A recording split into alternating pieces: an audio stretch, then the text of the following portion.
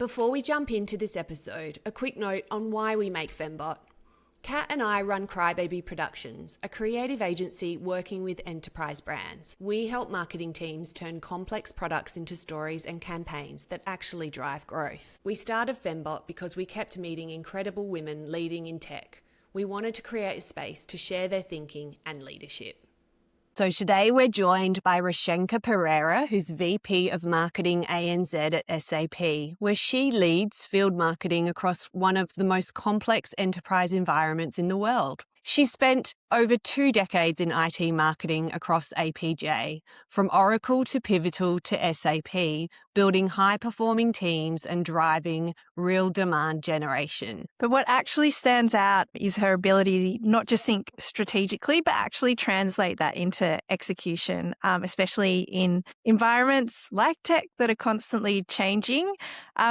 Rushenka, thank you so much for joining us. We feel very grateful that you're on the podcast.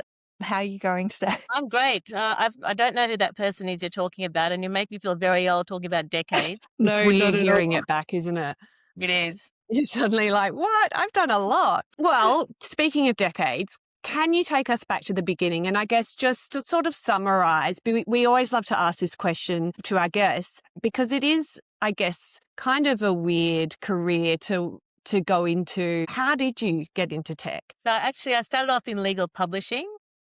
I emerged out of a university during a recession, and so I took the first job I could get, which was a marketing assistant at what used to be the Law Book Company, which is now part of Thomson Reuters. And then I made the leap to educational publishing. So it was kind of a little bit of a match between the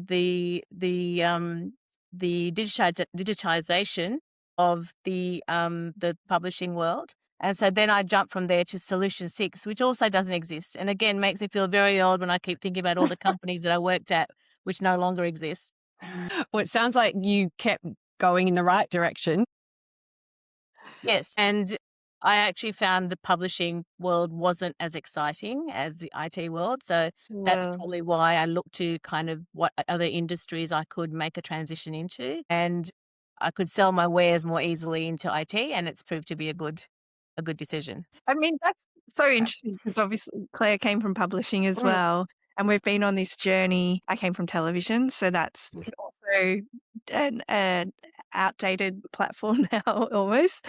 I think a lot of people found it hard to pivot. How hard did you find it to pivot and reframe what you did? Yeah, I think marketing is marketing. So it's really taking the mindset of the new types of audiences that you're trying to reach and then applying the principles of marketing. You know, there's always this distinction between B2B and B2C, and that always gets me because at the end of it is a person who is buying from you and you're appealing to that person regardless of where you are. So that's one thing that I know that you were keen to talk about, but also, you know, in terms of differentiations, bringing some bit of that, what we call B2C to B2B, which actually then targets the actual person at the heart of who you're trying to reach, right? Yeah, absolutely. So more recently, obviously in your career, you've built a reputation for translating strategy into execution, which obviously sounds really simple, but it's kind of where most teams tend to fall down. Where do you think that gap really comes from? I think that there's a couple of things. So one is really in terms of alignment with sales. So with the B2B journey, they've done a lot of research and people throw out different figures, but somewhere between 60 to 75% of the journey is where people do that themselves. And then it's handball to sales. So you've got to make sure that you're in all of those places where those people are, in all the watering holes. And then the strategy piece, so where I actually have to make sure that we're aligned is I get that lead in the door, but then how do I actually get that accepted as a sales accepted lead and then actually create pipeline? So that is the piece where I think a lot of people falter. because if you don't have that alignment with sales, you're not going to be able to actually meet your objectives, which is, in my case, pipeline delivery is one of the KPIs that I have, but the main KPI. It's Yeah, so wow. interesting. I find this really interesting. We work with a lot of enterprise companies that the sales and marketing teams aren't aligned and don't talk. And what you're kind of saying is that you have to have that to create a good strategy, right? Yeah. Have you found that at other places that you've worked and you've kind of come up with that here, or have you always applied that throughout your career? I think it became more crystal clear to me here because when I came into this role, there was such a division between sales and marketing. Sales did their thing, Yeah. marketing did their thing. So many. Yeah. And so it took me a little while to kind of get my head around it. And I was like, well, this isn't working because I had, complaints from both sides. So the first thing I did was reorg the team so that we have a marketing person who is aligned to the key sales stakeholder. And I don't have the luxury of having lots of marketers. So the 4 people in my team, they wear maybe 3 or 4 hats sometimes. So we're aligned by industry, by geography, by solution, and by persona. So we make sure that we are aligned to whatever the sales organization is, but then also meeting the needs of the audience that we're trying to reach. And can you, one step further, can you talk us through how you execute and that process that you've implemented? Yeah. So SAP is a large global organization, right? So we do get some strategic insights that are passed down to us and also direction. And so I have to take some of that strategic direction and then execute. My main objectives here in field marketing for SAP is number 1, as I said, create pipeline. And also I have metrics around closing business as well. So that I have a million metrics actually, but in terms of actually making sure we're not just building pipeline, we're actually building pipeline that actually leads to deals. And then my other thing is obviously brand. So SAP has a brand that's perception, obviously in this market, which might be different to something globally. So I need to take what globally is giving me and then apply that here locally to make sure it resonates better. And then my other thing is customer advocacy. So now it's all about recurring software, right? Because it's all subscription based. So if I want to keep my customers, how do I make sure they're consuming our product? How do I make sure that they want to come back to SAP and they're getting value out of SAP? So creating that a customer advocacy for me is also really important from a field marketing perspective. You spoke about globally versus, you're getting these global assets. What's the difference between ANZ and global marketing? We're structured in a way that global is meant to create a lot of the assets for us because I don't have the resources on the ground nor the budget to actually create them.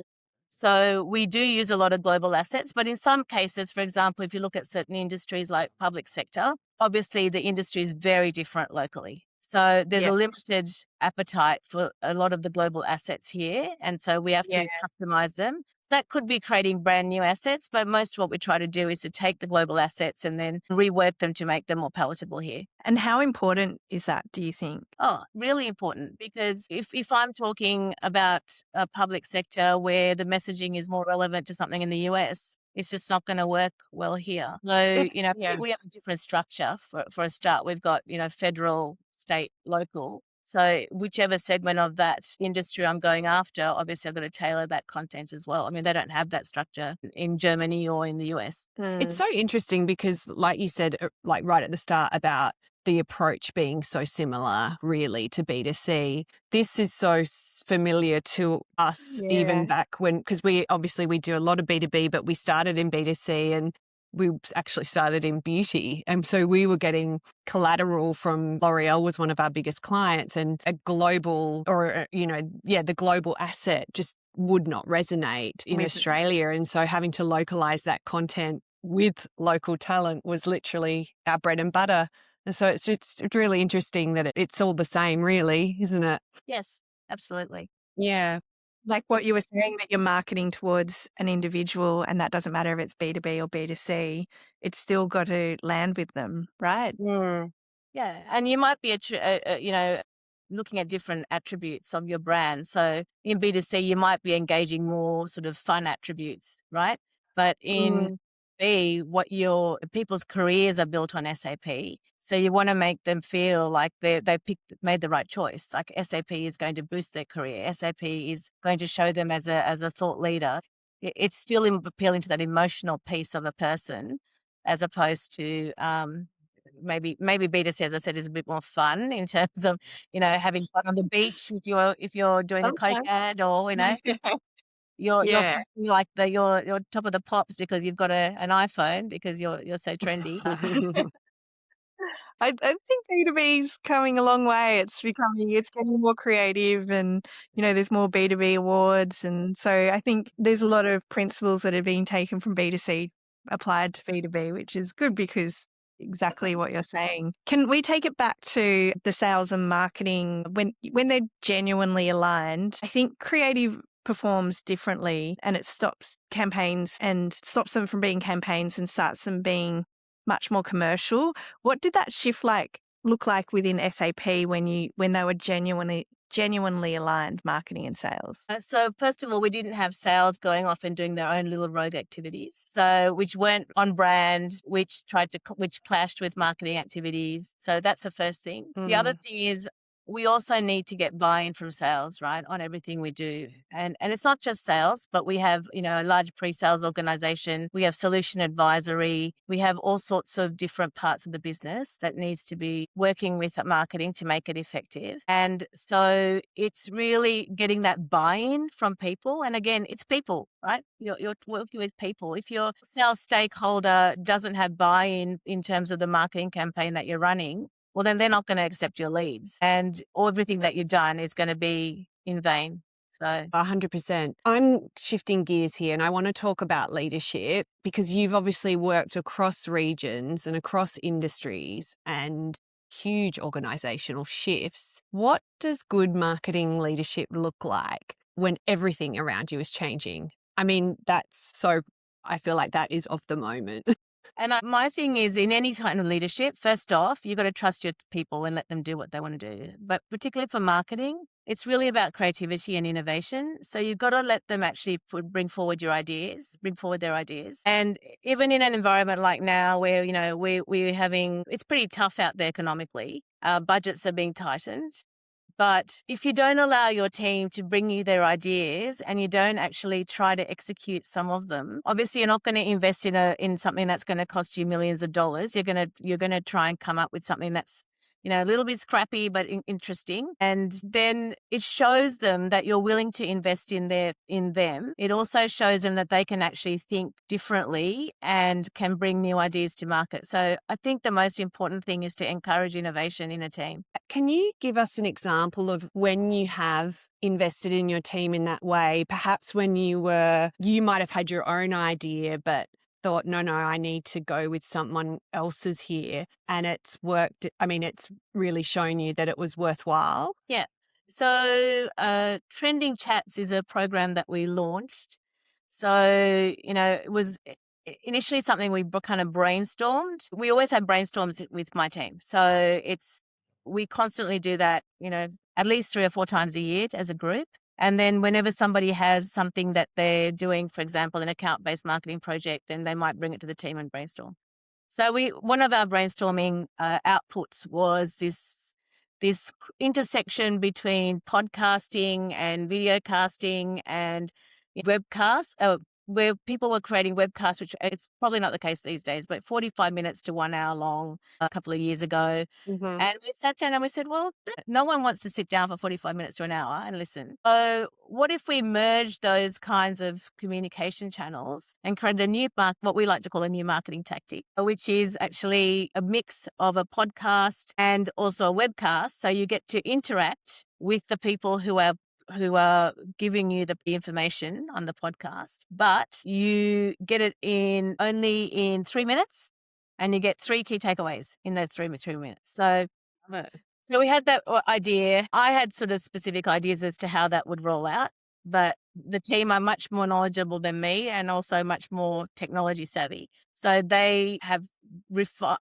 gone beyond what I possibly thought it could be. And it's actually very successful. We've been doing it now for about 18 months, I think, or 2 years. We won an award internally, globally, for it from our marketing a global marketing award. And we go from strength to strength in terms of getting subscribers and re-listens. It's on all the main channels on Spotify, Apple, etc. Amazing. Yeah.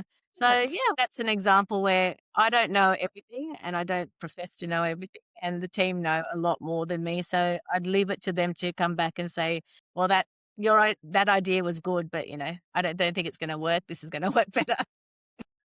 Are there ever examples when especially when you're time poor, where you are just like, no, this is the way it's got to go, and Absolutely. you sort of supersede? Yes, absolutely.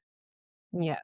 And do you feel that it's balance between the two? Yeah, it's a balance, but I try most of all to make sure that I consult the team with most things that I do, because I can't have all the ideas and I don't know everything. And as a team of around 16 people, who bringing that collective thought is more valuable than just relying on myself. It's not going to work. But the decision, where I come in is the decision making. That's the role of a manager. So they go, well, you could do A, B, or C, and I'll say, well, okay, I think B is the right way to go. And then they'll probably say, no, actually, no, we're thinking C. Okay.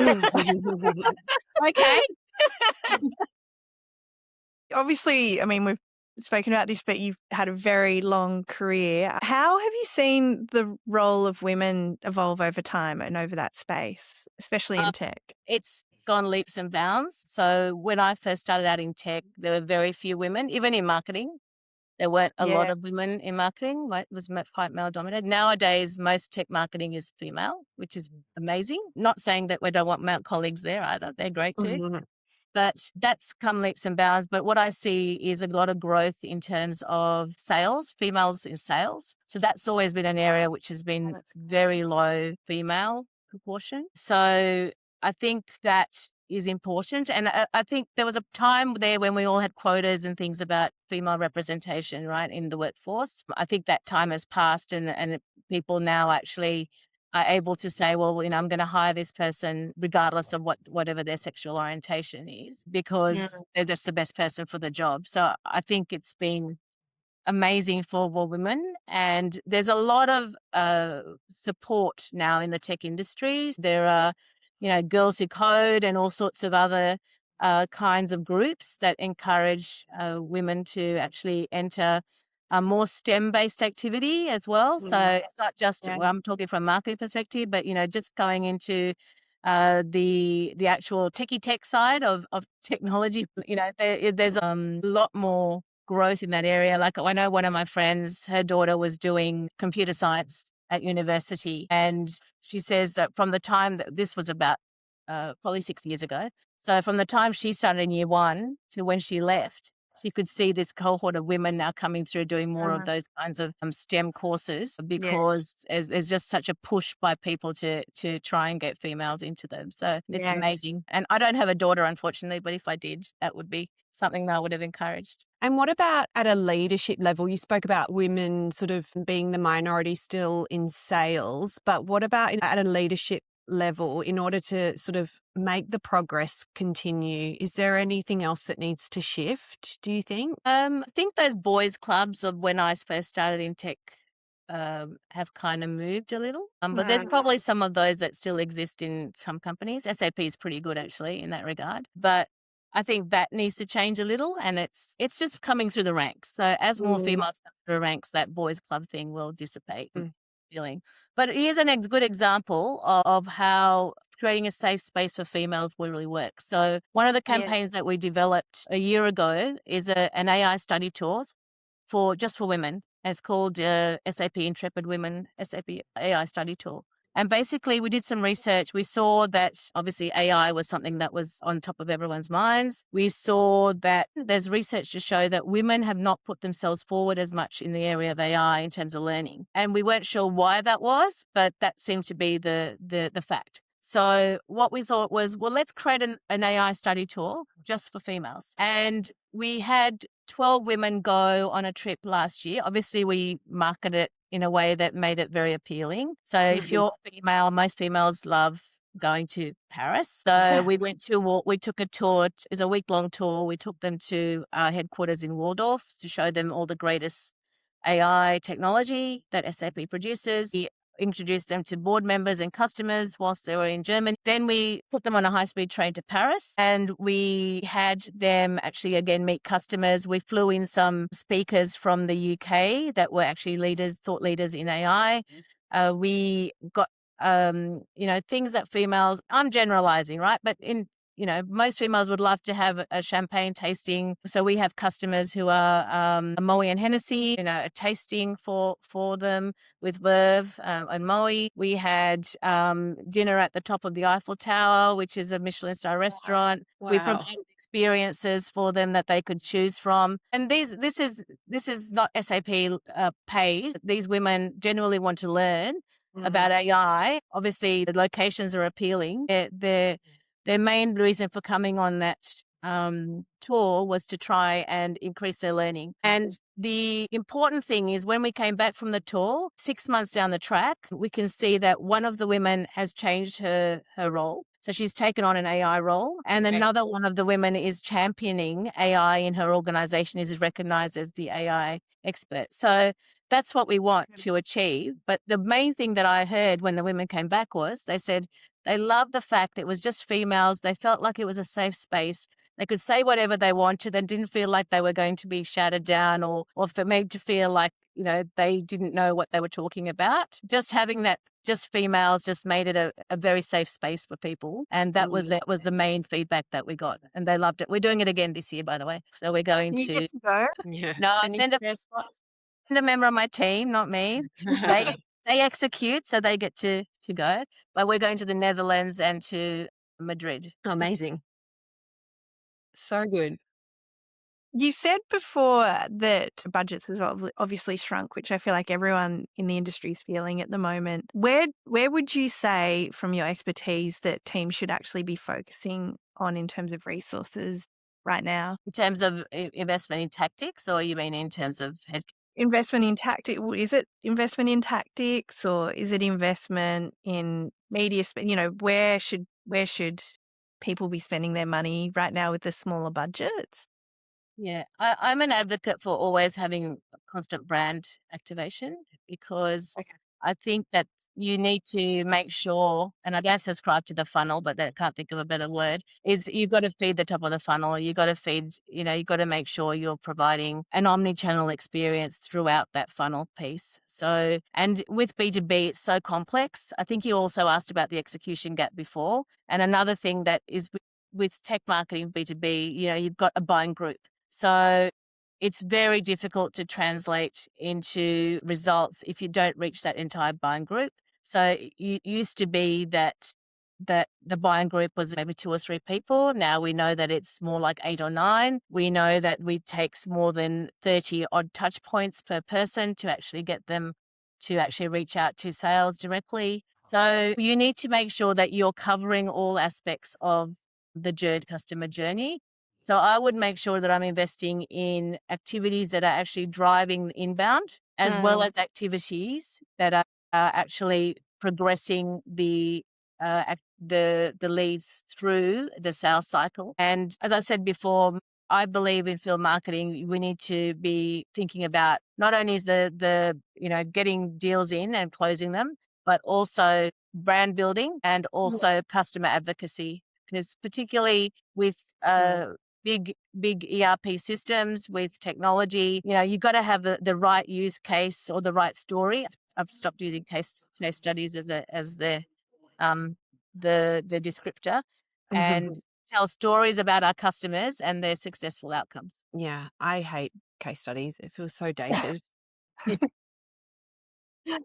So obviously there is so much pressure to innovate right now. New channels, obviously everything around AI and new formats. How do you, this is sort of a follow-on, how do you decide what is worth trying versus what's just noise? So first off, we got to think about what the outcome is going to be and how we're going to measure that outcome. So that's the first thing. And so with trending chats, for example, my team put together some ways that we could possibly measure whether we were doing the right thing with that or not. So measurement, first off. And then also sometimes it's, I hate to say, but sometimes it's just what you know in your gut as well, right? Because you've been around the industry long enough, you kind of have a view of what's resonating. And I'm not arrogant enough to think that only I would make that decision. I would obviously consult the broader team and also people outside of marketing to make sure that we think that that idea is actually going to work. And another example of that is we recently did some activations, so experiential activations, but we went to our clients rather than them having to come to us. So we actually did activations in cafes that were near them. So they got to get a free coffee. We've marketed to them beforehand, obviously, but they got to get a free coffee. They came and saw a demo of our SAP business AI, the whole coffee shop SAP. So we got extra awareness marketing out of that as well as more of an account-based marketing approach. So that we thought, okay, well, we could just have branded it, but then if we had the idea of getting account-based marketing as part of it, then we could come out with something actually tangible to say, all right, we got some leads out of this, or we got a deal that we think that has legs. It's so interesting because you're a lot of marketers are moving towards using AI tools and everything to market purely that, but it sounds like you've got a real focus on human-based kind of activations still as the main lead. Can you talk to me about that? Because I think there's a real divide on which way people are going at the moment. Why do you think that's important? I think it needs to be a mix. I don't think that it should be one or the other. From an AI-based perspective, obviously we've got to adjust the way that we're creating content. So I don't own the content creation piece on a website, for example. Global teams manage that. We've got to modify how we actually distribute the content so that the LLMs can find the content, and then however it's structured is how they're going to discern how they're going to summarize on whatever the question is that's being asked of it. So that's really important. And then SAP is a leader in AI. So from our perspective, we obviously use it day to day, but it's also embedded in our products, right? So it's very important from a marketing perspective to make sure that we are utilizing AI and marketing AI and making sure that our customers can find us using AI wherever they are. There's a lot of noise in the industry about how marketers can be replaced with AI. And if you look at it, there's two areas where the AI is not really going to be able to well, probably not in the maybe next 10 years, but beyond that, maybe. I'll be long gone by then. It's that brainstorming, creativity and innovation piece. And then it's the human touch. So my team we do a lot of events. We do upwards of 200 events a year.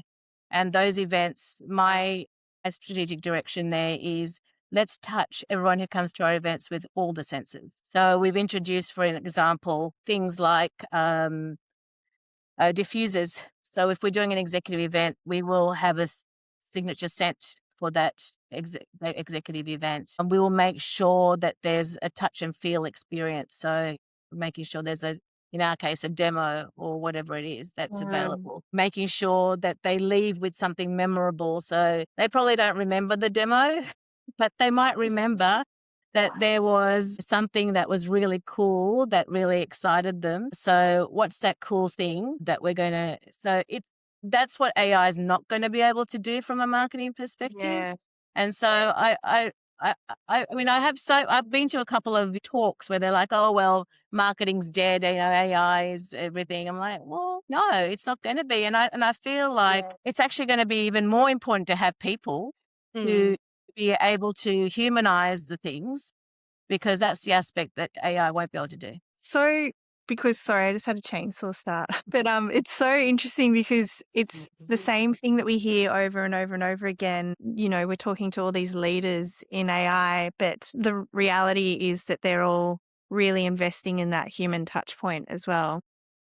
Yeah, and I struggle with the whole concept of, because a lot of companies are cutting away junior jobs, and it resonates really strongly with me because I have a son who graduated from university and he was looking for a full-time job, and it's really hard to find those entry-level positions. And I think, well, what are these young people going to do? How are they going to learn how to do all the basic things when there isn't that level of job available? So we need to really be thinking about how we upskill our young folk because as I said, I still think they'll be marketing. And then if they're going to become leaders in marketing, they still got to understand all the fundamentals. And where do they get all that understanding from when we're getting AI to do all of the data analysis? Well, obviously data analysis is very important in marketing, right? So doing all that data analysis and everything, but how are they going to learn how to interpret those results? How are they going to be able to learn how to apply that if they're not getting that entry level position? But that's my bit of a rant. Sorry.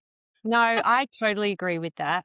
And I think, I mean, I felt that way when sort of publishing was dying out. It was the thing I did love about publishing was that you really did sort of, you know, you learnt on the job and you started usually at the bottom and moved your way up. And you couldn't really understand what everyone's job role was until you were in it. And I think, yeah, that once the rise of the influencer and social media, it was different. And I think a lot of the respect and acquired knowledge was just it wasn't there anymore. But I mean, I think you've spoken to us really well about how important building the right team is and aligning so clearly with sales, and that's definitely part of your vision. What is the difference between a marketing team that looks good on paper and one that actually delivers results? Yeah, so one thing is I'm very careful about who's in my team from a cultural perspective. So I don't want to, we have a large female team, so I really don't want to bring somebody in who's going to cause rifts and who's going to cause, people to be pitted against each other, right? I refuse to have that in my team. And the team knows that. And so first of all, culturally, we vet not only me, but I make sure at least 2 others or 3 others in the team vet the person. And then also the other thing is that we always talk about collaboration. So because our team's wearing so many hats, people have to make sure that they're working with each other and there's no overlap. So we're not being unproductive, but also to make sure that we are making sure we're covering all aspects of the person that we're trying to reach. So, for example, I have somebody who looks after the HR audience, but then she's going to cut across one of my marketers who also looks after the industry, right? Mm-hmm. Got to work together. So we're doing, a campaign around retail. For HR, but we're also doing a campaign for retail across our other solutions. We've got to make sure that those 2 are talking and working together. The 2 things that I think are really key, well, in my mind, is making sure you have the right cultural fit so that everyone is striving towards the same goals. And the second thing is making sure that they are open to collaboration and will collaborate with each other to make sure that we're executing. And people jump in all the time. I love my team because they're amazing. If somebody is sick or somebody is struggling with too much work, somebody else will always jump in and help. Yeah, it's so important. I thank you so much. I feel like we could speak to you for ages. And I think I feel very grateful to be listening to your insights in how to run, a team in such a complex organization, but also your balance between using the tech that obviously SAP kind of push out, but also having that human touch. It's just so nice to hear that as well from a leader like yourself. So thank you so much. I do have to correct you as the marketer. It's SAP, not SAP. SAP, sorry. I've always said SAP. A lot of people do, but I ran correcting everyone. That's just my role. My you got to. apologies. No, thank you so much. That was brilliant. I took notes and I don't normally do that. But some of the things that you said were just, I mean, they were quite universal across marketing in general and yeah, really well explained. So thank you so much. Oh, thanks for the opportunity, guys.